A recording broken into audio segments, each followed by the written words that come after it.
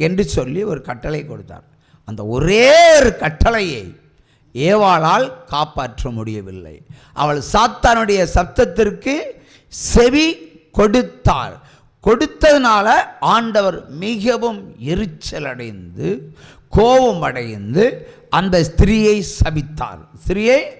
சபித்தார். ஆகவே அன்று ஏவாளை தேவன் சபித்தார். இன்றைக்கு பெண்கள் சாப நிலையில் தான் வாழணும். எல்லோருக்கும் சக்கந்தம், எல்லோருக்கும் வெட்கம், எல்லோருக்கும் அவமானம், எல்லோருக்கும் நிந்தை. எந்த இடத்திலும் பெண்களுக்கு சமாதானம் இல்லை.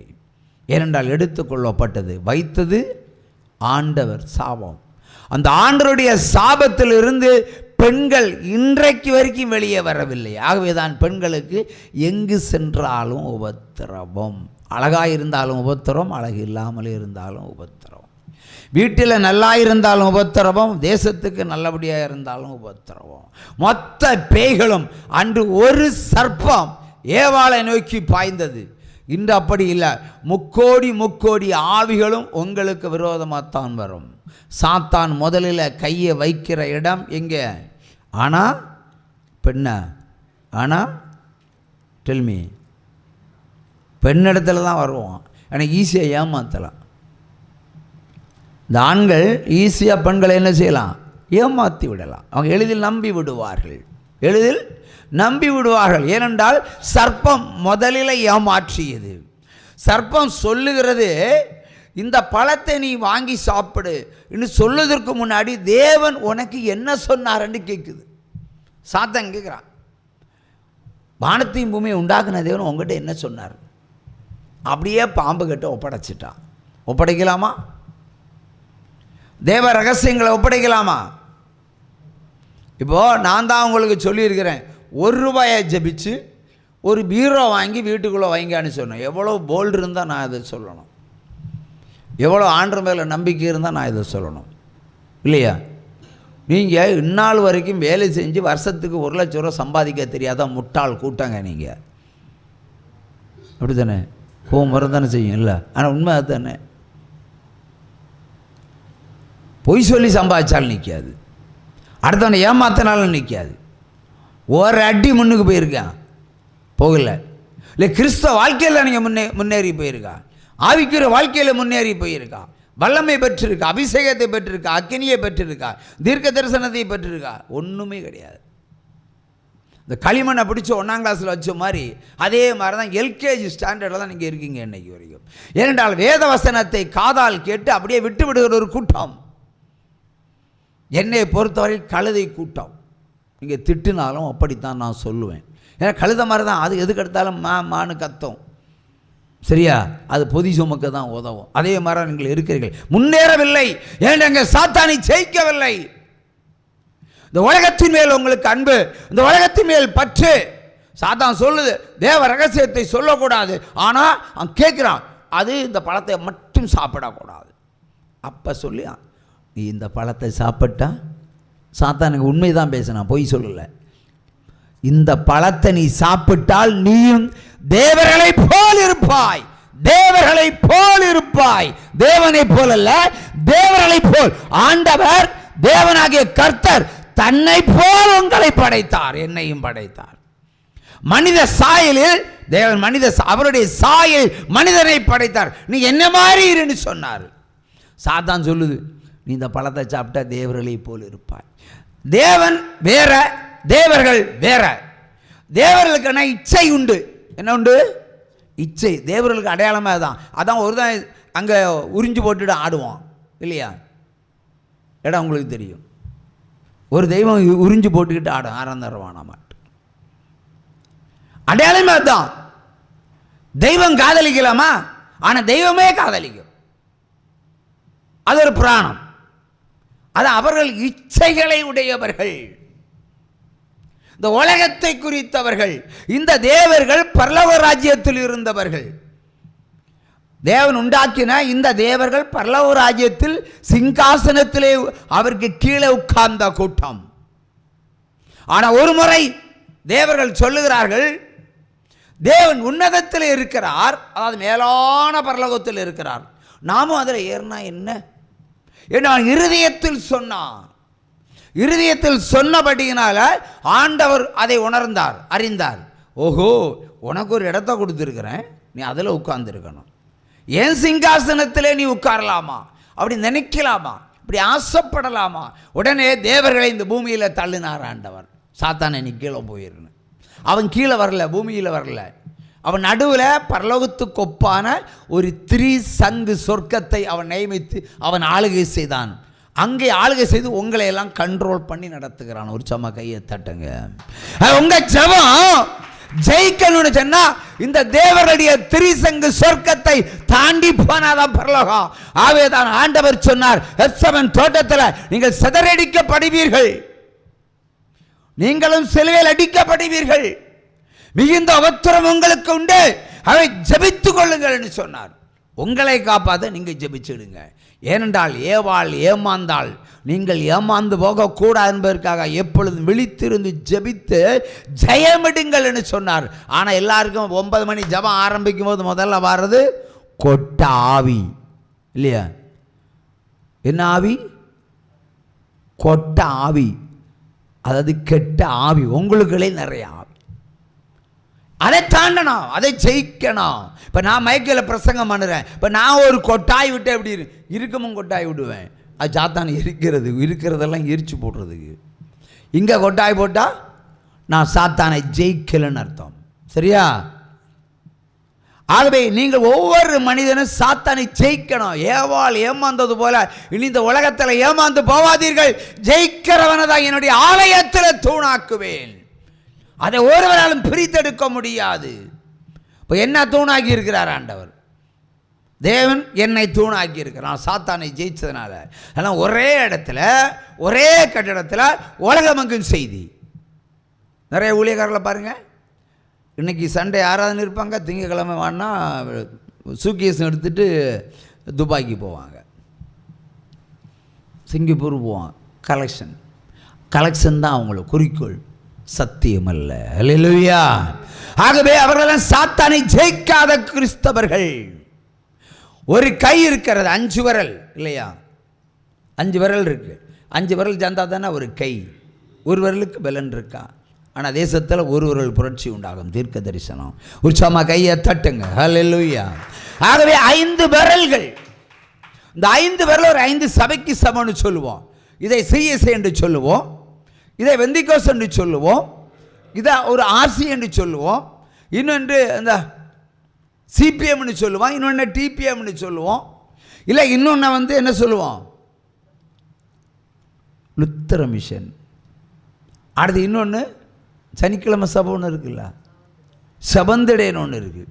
இப்படி எல்லாருமா சபையை கூறு போட்டாச்சு, சபையை பிச்சு பிடிங்கியாச்சு. பைபிளை பின்பற்ற வேண்டும் என்ற நோக்கம் இல்லை, பைபிளை பின்பற்றுகிற நோக்கம் இல்லை, சத்தியத்தை பின்பற்றுவதான் கிறிஸ்தவம். ஆனால் அவர்கள் ஒரு சபையை சார்ந்து இருக்கிறார்கள். நான் நகை போட மாட்டேன், நகை போட மாட்டேன். ஏன்னு கேட்டால் நகை போட்டால் பரலவும் முடியாது. இந்த இளிச்சவாயா சொன்னான், நமக்கு நகை இல்லாதான் ஏன் பிரச்சனை? நகைக்கும் பரலவத்துக்கும் சம்பந்தம் கிடையாது. உனக்கு நகை இருந்தால் நீ போட்டுக்கோ, ஆனால் அளவுக்கு அதிகமாக போடாது, அவ்வளோதான். அளவுக்கு அதிகமாக இருந்தால் வீட்டில் வச்சுக்கோ, வெளியே காட்டிடாது. ஆகவே அவங்க சொல்கிறாங்க நகை போட்டால் பரலத்துக்கு போக முடியாதுன்னு. பைபிள் சொன்னாரா நகை போட்டால் பரலத்துக்கு போக முடியாது? அவர் என்ன சொன்னார்? பாவம் செய்யாது. பாவம் செய்கிறவன் நகை போடாத, தகுதி இல்லை உனக்கு. அதான் மேட்ரு. பாவம் செய்கிறவன் நகைக்கு சம்பந்தம் இல்லை. சட்டை கலரை வெட்டினா பரலவத்துக்கு போகலாம், மொட்டை அடித்தா பரலவத்துக்கு போகலாம், தசமம் கொடுத்தா பரலவத்துக்கு போகலாம். இந்த மாதிரி ஒரு பைபிளை அக்கு வேற ஆணி வேறாய் பிரித்து அவர்களுக்கென்றே ஒரு நீதியை வைத்தார்கள். கிறிஸ்து என்ற நீதி அவர்கள் புறந்தள்ளினார்கள். இந்த சபைகள் எல்லாம் நிலை நிற்க போவதில்லை. உற்சாகமா கையை தட்டுங்க. ப்ராப்பசி சிஎஸ்ஐக்காரன், நானும் சிஎஸ்ஐ தான், அதனால் தைரியமாக சொல்கிறேன். ஆர்சியிலிருந்து சிஎஸ்ஐக்கு குட்டிக்காரன் அடித்து வந்துட்டேன். சிஎஸ்ஐக்காரன் பொட்டு வச்சா பரலோகத்துக்கு போக முடியாது, பொட்டு வச்சா பரலோகத்துக்கு போக முடியாது. நான் சொல்கிறேன், பாவம் செய்தால் பரலோகத்துக்கு போக முடியாது. அவனுக்கு பொட்டு தான் பிரச்சனை, பாவம் பிரச்சனை கிடையாது. ஏன்னா இயேசுவின் நாமம் மறைக்கப்படும். ஒரு ஒரு ஒரு ஒரு துளி அளவில் இருக்கிற பொட்டை வச்செல்லாம் இயேசு கிறிஸ்துவனுடைய நாமத்தை மறைக்க முடியுமா? நீயே ஒரு தேவாலயம்னு ஆண்டவர் சொல்லி இருக்கிறார். நீயே ஒரு தேவாலயம்.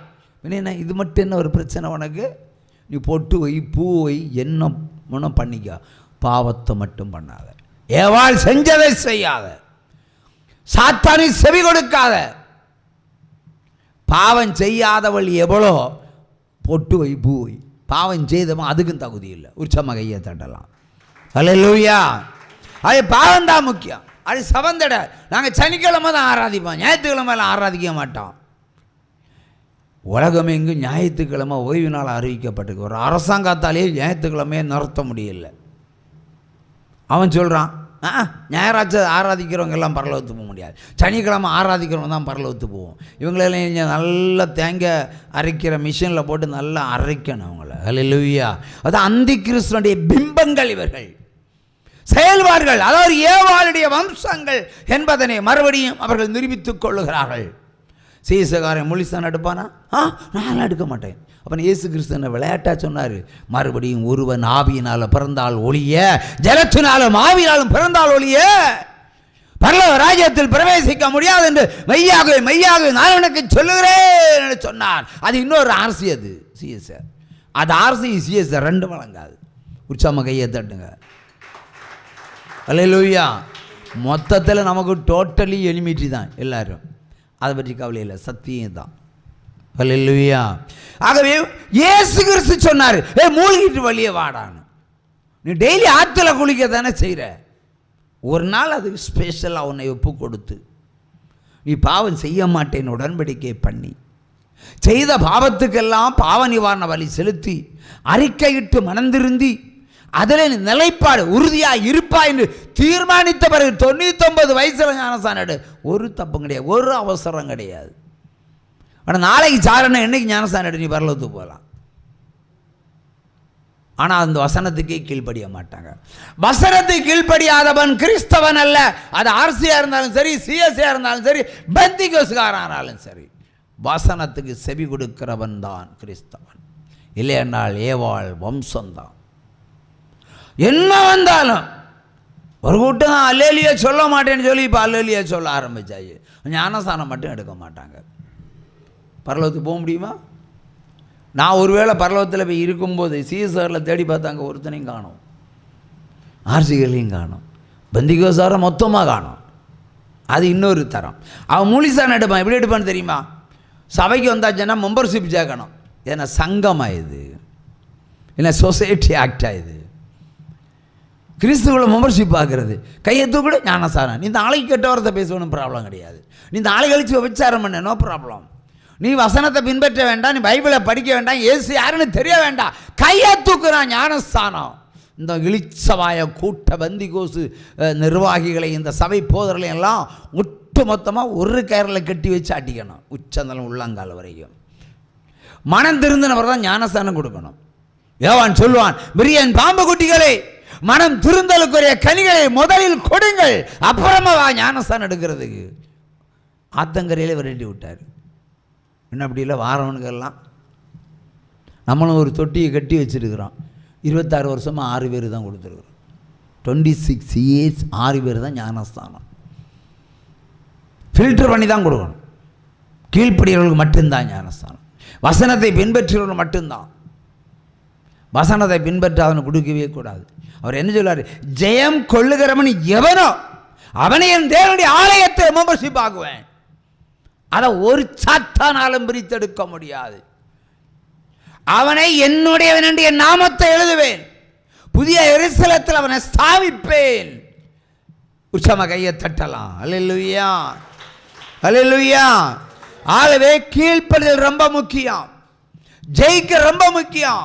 இந்த உலகத்தில் இச்சை இருக்குது, அதை ஜெயிக்கணும். மிகப்பெரிய ஒரு பாம்பது இச்சை தான். அவளுக்கும் ஏவாளுக்கும் இச்சை தான் முதல்ல வந்தது.